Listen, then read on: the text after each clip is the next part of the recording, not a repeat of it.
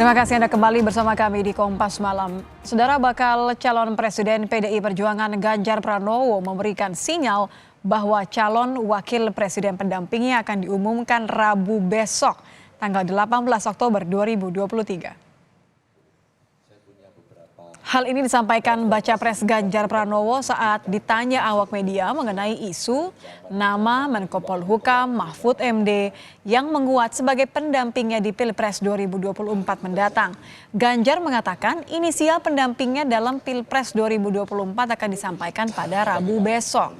Ganjar menegaskan hubungan dirinya dengan sejumlah nama yang sempat menjadi kandidat sudah terbangun positif. Inisialnya besok ya. Besok inisialnya ya. Inisialnya besok. Ya. Hubungan saya semua orang yang sering ditulis teman-teman baik semuanya. Koalisi Prabowo Subianto dan Ganjar Pranowo masih menyimpan nama bakal capres yang rencananya bakal dibuka besok. Lantas siapa nama-nama yang akan menguat menjadi bacawa pres? Kita bergabung dengan jurnalis Kompas TV. Ada Niputu Trisnanda di kediaman Megawati Soekarno Putri di Tuku Umar dan juga Jona Hamonangan di kediaman Prabowo Subianto di Kartanegara. Kita akan menyapa rekan-rekan jurnalis Kompas TV. Saya akan ke Putu terlebih dahulu. Putu, selamat malam. Putu, jadi benar bahwa besok akan diumumkan kemudian ada nama inisial M, ini kabarnya menjadi pendamping Ganjar di Pilpres tahun depan. Bagaimana pantauan Anda di Tuku Umar? Ya, selamat malam Nitya dan juga Anissa. Betul, tadi kami sempat bertemu dan juga meminta pernyataan secara resmi dari Sekjen PDI Perjuangan Hasto Kristianto bahwa pada hari ini ada pertemuan di Tengku Umar, tepatnya di kediaman pribadi dari Megawati Soekarno Putri yang juga merupakan Ketua Umum dari PDI Perjuangan. Tadi sebelum meninggalkan lokasi yang ada di Tengku Umar, Hasto ini menyampaikan bahwa nama calon wakil presiden yang akan mendampingi Ganjar Pranowo untuk berkontestasi di Pilpres 2024 akhirnya akan disampaikan kepada publik. Waktunya juga sudah dikonfirmasi bahwa nanti Ketua Umum baik itu Megawati Soekarno Putri, kemudian juga partai-partai seiring seperti Perindo, kemudian ada P3 dan juga Hanura akan ikut mendampingi untuk menyampaikan nama tersebut di kantor DPP PDI Perjuangan yang ada di Diponegoro pada pukul 10.00 waktu Indonesia bagian Barat. Kemudian pertanyaan selanjutnya tentu saja yang juga dinanti-nantikan oleh publik adalah siapa yang akan mendampingi Ganjar Pranowo. Berbagai nama muncul sebelumnya bahwa ada yang menyampaikan 10 nama, kemudian mengerucut jadi 5 nama. Dan belakangan namanya semakin mengerucut lagi. Bagaimana kemudian juga kita tahu saat ini sudah ada TPN atau Tim Pemenangan Nasional dari Ganjar Pranowo yang disingkat TPNGP. Ini memang sudah menyampaikan Wakil Ketua dari TPNGP Beni Ramdhani dari Partai Hanura bahwa inisialnya adalah M. Nah, ini juga yang kemudian menjadi menarik. Sebelumnya pada saat jurnalis Kompas TV ini mengikuti perjalanan bagaimana kemudian Ganjar Pranowo ditetapkan sebagai presiden, kemudian juga bagaimana dinamika politik yang terjadi, pertempuran dalam tanda kutip di Jawa Timur ini juga menjadi menarik begitu. Oleh karena itu ini juga menjadi salah satu concern dari partai seiring yang mengusung Ganjar Pranowo. Oleh karena itu nama Mahfud MD sendiri ini juga sudah berkali-kali muncul dan masuk dalam bursa cawapres Ganjar Pranowo.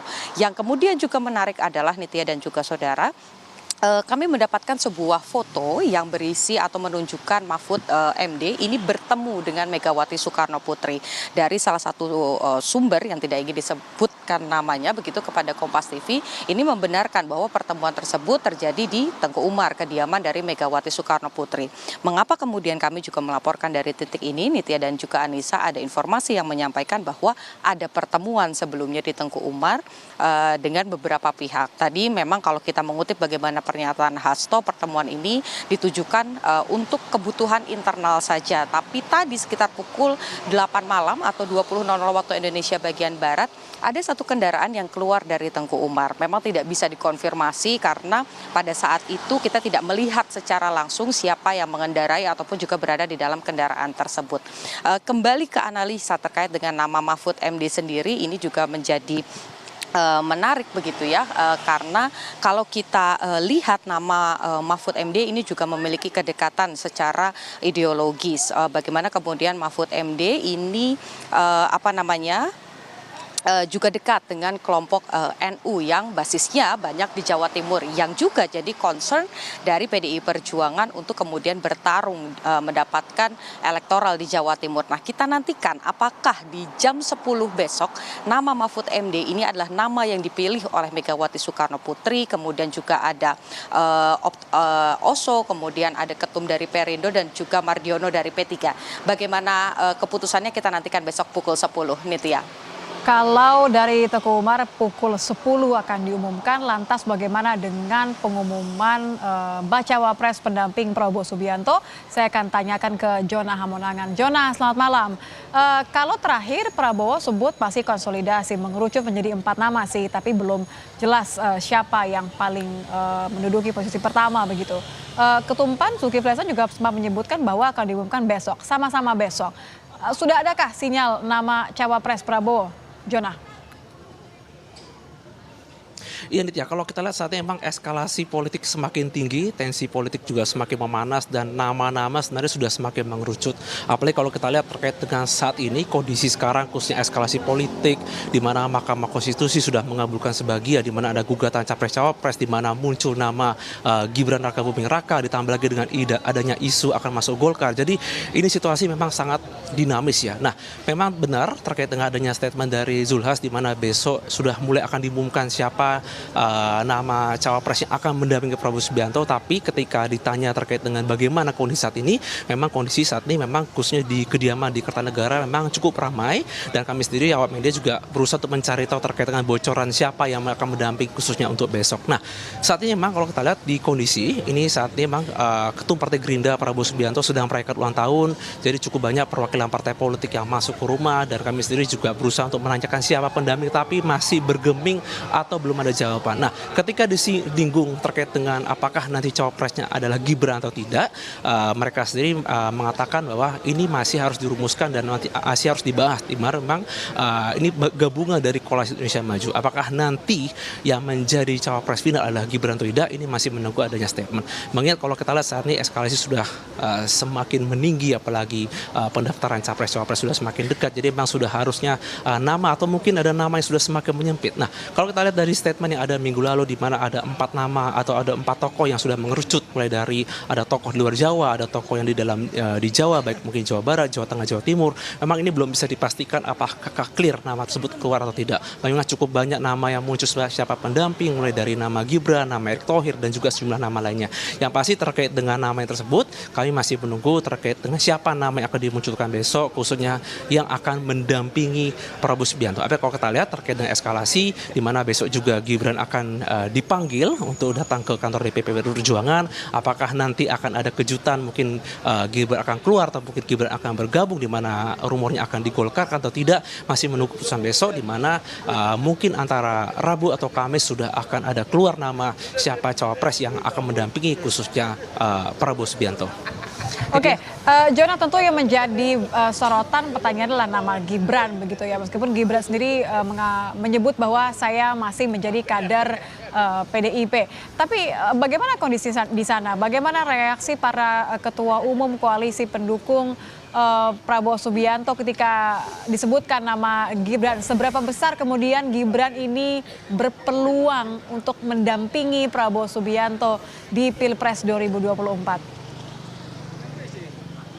Iya, ini memang cukup menarik ya. Tadi dari sejumlah tokoh yang masuk khususnya ke rumah Prabowo Subianto, mulai dari Prof. Yusril sampai kepada AHY, tadi juga ditanyakan terkait bagaimana terkait dengan posisi Gibran. Yang menarik adalah mereka sendiri mengatakan mendukung apa yang terjadi di Mahkamah Konstitusi, khususnya terkait dengan mengabulkan sebagai gugatan, di mana fokus utamanya adalah terkait dengan gugatannya adalah pernah menjadi kepala daerah. Mereka sendiri cukup komitmen dan yakin bahwa ini adalah keputusan terbaik. Apakah mereka setuju Gibran menjadi cawapres atau tidak?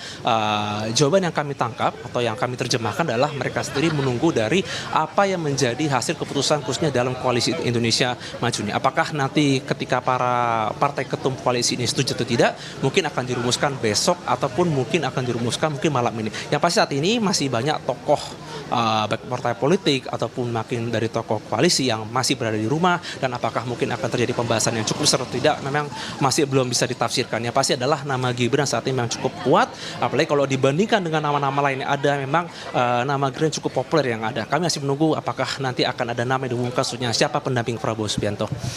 Terima kasih Jona Hamonangan. Sebelumnya ada jurnalis Kompas TV ini Putu Trisnanda di kediaman Ketum PDIP Megawati Soekarno Putri di Teguh Umar. Terima kasih rekan-rekan. Belum ada keputusan pasti, namun kedua belah pihak menjanjikan bahwa besok akan ada nama, mengingat hari pertama pendaftaran tanggal 19 Oktober ini jatuh pada hari Kamis. Terima kasih rekan-rekan melaporkan langsung.